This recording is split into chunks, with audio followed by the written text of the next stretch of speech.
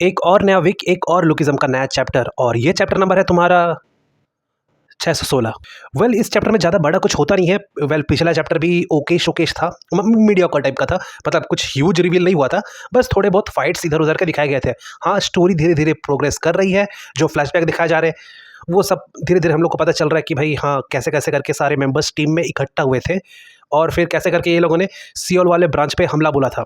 और आज इस चैप्टर में हम लोग को देखने को मिलेगा कि जो इंडिविजुअल फाइट्स है, उनके जो रिजल्ट्स हैं, वो कैसे करके निकले। बेसिकली जो 3 एग्जीक्यूटिव्स थे सियोल ब्रांच के, उनके साथ जो इंडिविजुअल फाइट्स था हमारे फिस्ट गैंग का, वो उसका रिजल्ट क्या हुआ, पॉजिटिव है या नेगेटिव है, वो इसमें पता चलेगा इस चैप्टर में। यप। सो सबसे पहला इंडिविजुअल फाइट दिखाया जाता है चार्ल्स चे और मिस्टर गुंडा के बीच। हाँ, यप, वही तलवारबाज। सो ये जो फ्लैशबैक चल रहा है, इस फ्लैशबैक के अंदर मिस्टर गुंडा का एक फ्लैशबैक दिखाया जाता है। सो इस फ्लैशबैक में हम लोग देखते हैं कि एक रॉक, मतलब पत्थर के ऊपर होरंग लिखा हुआ है और उस पत्थर को ये मिस्टर गोंडा स्लैश करता है, काइंड ऑफ प्रैक्टिस कर रहा है, ठीक। लेकिन अगर प्रैक्टिस कर रहा है तो उस पत्थर के ऊपर होरंग लिखने का क्या जरूरत था। वेल ये जो होरंग वर्ड है, ये हम लोग को पहले लग रहा था कि भाई किसी तलवार का नाम है, क्योंकि भाई गुकिम भी इसी का मतलब मेंशन करते हैं कि होरंग स्वॉर्ड मेरे पास है करके, जब पीचियनजो के साथ लड़ाई हुआ था गुकिम का, है ना।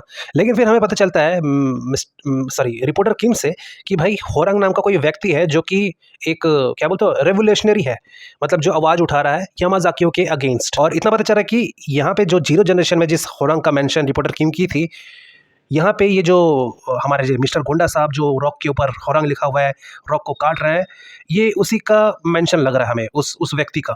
और प्लस मिस्टर गोंडा जो अभी प्रैक्टिस कर रहे हैं, मतलब जिस टाइप का प्रैक्टिस कर रहे हैं, देखो भाई पत्थर को स्लैश करना समझ में आ रहा है कि प्रैक्टिस कर रहा है, लेकिन पत्थर के ऊपर होरंग लिख के स्लैश करना, इससे एक भाई इंडिकेट होता है कि भाई वो जो होरंग बंदा है ये मिस्टर गोंडा को पसंद नहीं है, इसीलिए ऐसा करके प्रैक्टिस कर रहे हैं कि भाई पत्थर को इमेजिन करके पत्थर को काट रहे हैं। और हमें यहाँ पे ये भी पता चलता है कि जो स्टैचू गैप्योंग किम ने तोड़ा था, वहाँ पे एक तलवारबाज का भी स्टैचू था, तो वो तलवारबाज इसका शायद कोई मास्टर या फिर कुछ होगा, मतलब ये उसका लाइट वर्जन है बोल सकते हो। सो उस तलवारबाज का नाम था सासाकी मुसाकी। सो ये जो हम लोग एक फ्लैशबैक देख रहे हैं, ये जो हमारे गोंडा साहब है, इसके जो फ्लैशबैक हम लोग को दिखाया जा रहा है रिलेटेड टू, क्या नाम था, सासाकी मुसाकी, रिलेटेड टू सासाकी मुसाकी से हम लोग को दिखाया जा रहा है कि इसका कुछ रिलेशन है, मतलब कुछ मास्टर वास्टर है या फिर इसका ये रोल मॉडल है, ऐसे करके हम लोग को ये फ्लैशबैक दिखाया जा रहा है, ठीक। और इसी टाइप का फ्लैशबैक हर एक एग्जीक्यूटिव जो इंडिविजुअली लड़ रहा है उनका भी दिखाया जाता है, मतलब जो फ्लैशबैक दिखाया जाता है रिस्पेक्टिव टू देयर मास्टर्स, मतलब जो जो स्टैचू बने हुए थे। बस हमारे जो गोंडा साहब है,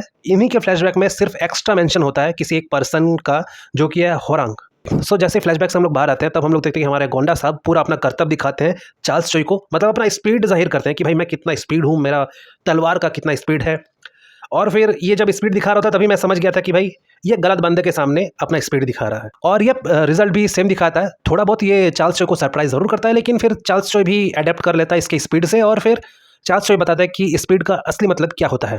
सो नेक्स्ट जो इंडिविजुअल फाइट है वो रेजी मादारामे और टॉमली का दिखाया जाता है। यहाँ पे भी रेजी मादारामे थोड़ा बहुत पहले सरप्राइज करता है टॉमली को, और भाई टॉमली को बहुत कूटता है वो, ठीक, मतलब टॉमली के पास कोई आंसर नहीं होता है उसके अटैक्स का। और यहाँ पे रेजी मादारामे भी उस स्टैचू में जो 3 एग्जीक्यूटिव्स थे उनमें से एक एग्जीक्यूटिव का मेंशन करता है कि भाई अगर तुम मुझे नहीं हरा पा रहे हो तो फिर ताकुमा कुन को कैसे करके हरा पाओगे। तो इधर टॉमली पूरा मार खाने के बाद एक फ्लैशबैक याद करता है, जहाँ पे वो रिपोर्टर टीम के लिए एक लव लेटर लिख रहा होता है, लेकिन उसको लिखना नहीं आता क्योंकि वो अनपढ़ है, लेकिन फिर भी से वो ट्राई करता है। इधर हम लोग को गैप्योंग किम के साथ भी एक झलक दिखाया जाता है कि भाई गैप्योंग किम उससे बात कर रहा है, वही सब दिखाया जाता है, तो फिर उसको थोड़ा सा मोटिवेशन मिलता है और फिर एक ही पंच में यहाँ पे रेजी मादारामे का खेल खत्म हो जाता है। फिर हम लोग को ताकेशी सेजिमा और जिन्योंग पार्क का लड़ाई दिखाया जाता है। यहाँ पे ये जो ताकेशी है ये अपने सीनियर का बढ़ाई करते हुए बोलता है कि मतलब जिन्योंग पार्क को नीचा दिखाते हुए, एग्जैक्ट वही बात है कि अपना सीनियर का बढ़ाई कर रहा है और जिन्योंग पार्क का मतलब बेइज्जती कर रहा है, मतलब करते हुए बोलता है कि तेरे जैसा तुच्छ आदमी मेरे मास्टर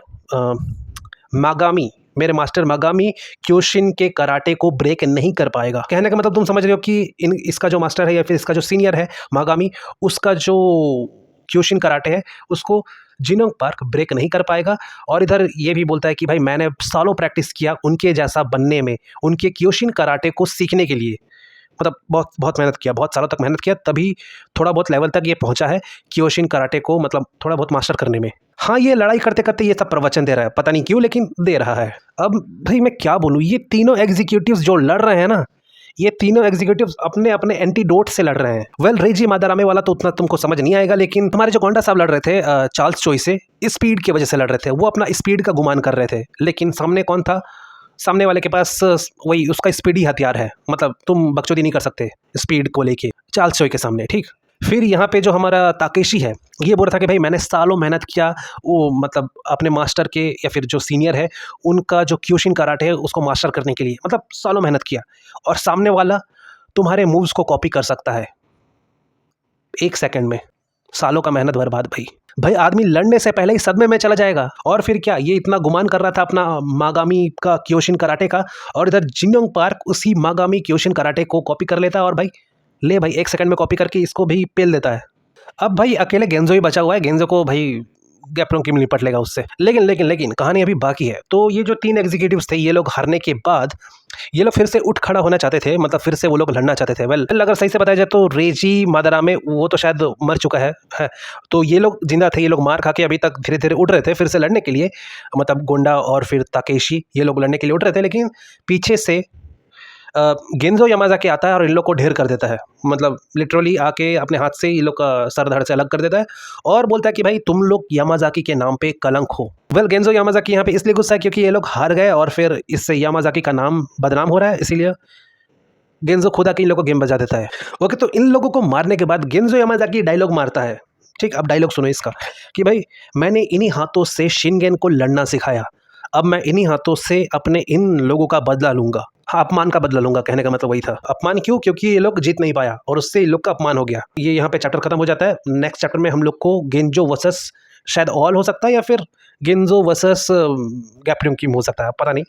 लेकिन जो पोस्टर दिखाया जा रहा है लास्ट में, उससे तो पता चल रहा है कि गेंजो वर्सेस 4 होगा, मतलब टॉम ली, चार्ल्स चोई, गैप्रियम किम और जिनयोंग पार्क।